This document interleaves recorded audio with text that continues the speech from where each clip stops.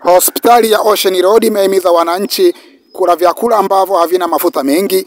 Hii ni kutokana na kudhibiti kuwa na ubora wa kiafya, lakini vile vile kujikinga na saratani ya matiti. Akizungumza na vyombo vya habari hapa jijini Dar es Salaam, Dr. Magua Stefano ambaye ni meneja wa huduma za uchunguzi wa saratani na elimu kwa umma alikuwa na haya kusema. Au wanasaratani pia kujua wapi waweze kwenda kwa ajili ya matibabu, kwani tunafahamu kwamba saratani ikigundulika mapema inaweza ikatibika, na bahati nzuri kwamba serikali yetu imeweza kutuwezesha kuwa na vifaa pamoja na mashine za kibingwe kabisa za matibabu na za kisasa kwa ajili ya matibabu ya saratani. Niendelee tu kuwahimiza wananchi kwamba tuendelee kuishi mtindo bora wa maisha, ikiwa pamoja na kula vyakula bora, ambavyo inamaanisha kwamba vyakula ambavyo sio vya mafuta mengi hususan ya wanyama, lakini kula zaidi vyakula vya mboga na matunda kwa wingi ili kuweza kujikinga na ugonjwa wa saratani. Lakini kingine kikubwa, kuacha matumizi ya tumbaku, iwe ni sigara, iwe ni shisha, ugoro. Hivi vyote vimeonekana kwamba ni hatari kwa kuweza kupata saratani. Lakini pia kufanya mazoezi mara kwa mara inafanya miili iwe active, isiweze kupata magonjwa haya sio kuambukiza ikiwemo saratani. Lakini kikubwa, kuwa na tabia ya kufanya uchunguzi wa mara kwa mara.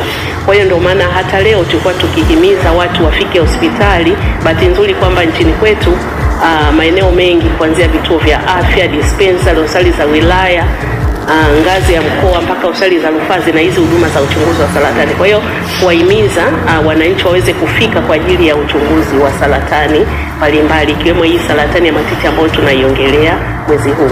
Lakini kingine pia ningependa tu kuhabarisha wanahabari pia kwamba na wananchi kwa ujumla kwamba saratani inatibika, na dalili kubwa ya saratani ni uvimbe. Kwa hiyo hata kwenye hii saratani ambayo tumekuwa tukiongelea leo, saratani ya titi, dalili kubwa ni uvimbe ambao unaweza kuwa kwenye titi ama ikawa kwenye kwapa. Lakini dalili nyingine ni mabadiliko ya umbo la titi, inaweza ikaongezeka ukubwa, pamoja na kwamba titi moja huwa tunaona kwamba titi moja inaweza ikawa ni kubwa kuliko jingine, lakini uvimbe katika titi ama muonekano wa titi tofauti ilikuwa na ukubwa ambao sio sahihi. Lakini kingine ni mabadiliko ya ngozi ya titi. Mara nyingine unakuta titi inakuwa na ngozi kama ganda la chungwa. Hii ni moja wapo pia dalili ya saratani la titi, ama kutoka damu ama majimaji ambayo sio ya kawaida kwenye chuchu. Mara nyingine chuchu dumbukia ndani, pia ni dalili ya saratani ya titi. Kwa hiyo hizi dalili ukiziona ni vyema ukafika katika kituo cha afya ama hospitali ili kuweza kufanya uchunguzi na kubaini kama ni saratani. Lakini kingine ambacho nipende kusisitiza kwamba tunasisitiza wananchi wafanye uchunguzi wa awali wa saratani, maana saratani ikigundulika mapema inatibika. Na wateja ama watu ambao tunahitaji wafanye uchunguzi wa saratani, sio lazima uwe na dalili ya saratani ya titi ambazo nimezitaja. Wale ambao hawana dalili ndio wateja sahihi, kwani saratani ikigundulika mapema kabla hata hizi dalili hazijaonekana kwa macho ama kwa mikono, ila kwa vipimo tu ndio muda mzuri ama sahihi. Kwa jina naitwa Baturi Ramadhani.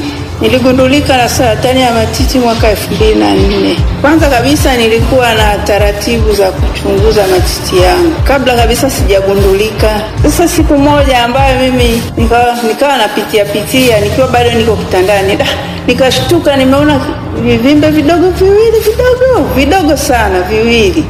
Kajiuliza mbona hivi ilikuwa havipo, sasa hivi nimekujaje hapa?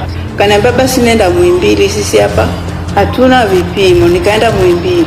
Baada ya ule uchunguzi wakaniambia sasa tunataka kutoa nyama. Nikatolewa ile nyama, ndio wakaniambia kweli hii ni saratani ya matiti. Nilivyoletwa hapa Ocean Road, nikakuta sister pale anatupa elimu kwamba saratani ya matiti inatibika kwa dawa za chemotherapy na mionzi. Nilipoanza kutumia zile dawa za chemo nilipata changamoto, lakini ni ya kutapika zaidi ndio changamoto ambayo niliyoipata. Nikawa natapika sana na kupata homa kidogo. Namshukuru Mungu nikaendelea vizuri. Mimi kwa jina naitwa Ramadhani Rashid Musa. Umri wangu ni miaka 57, ni mkazi wa Mbezi Maramba Mauli. Mimi nilianza kupata shida nikiwa mwaka 2005, ndio nilianza kuona zile dalili za majimaji kwenye titi yanatoka, maana na mimi shida yangu ni saratani ya titi. Wale daktari akaswali, aliposwali tayari basi wakaenda kufanya biopsy, ikaonekana kwamba niko na kansa ya aina stage 2. Baada hapo sasa nikasema wakati umefika, nikafika. Basi baada ya pale mimi nikaanziwa matibabu. Kweli nikafanywa matibabu, nikaanza na chemotherapy. Mwisho wa siku nikapata matibabu mpaka mnavyoniona sikuwa hivi. Nikiangalia zile kusu zangu zile ukasema kwamba nilizeeka. Hapa nilipo mimi mwenyewe najua sijazeeka, lakini nilizeeka kwa matibabu. Hapa niseme kwanza natanguliza shukrani kwa taasisi ya Ocean Road kwa jitihada na kazi kubwa wanazofanya. Kila idara ambayo nimepita sikuwahi kunyanyaswa hata siku. Toka hapa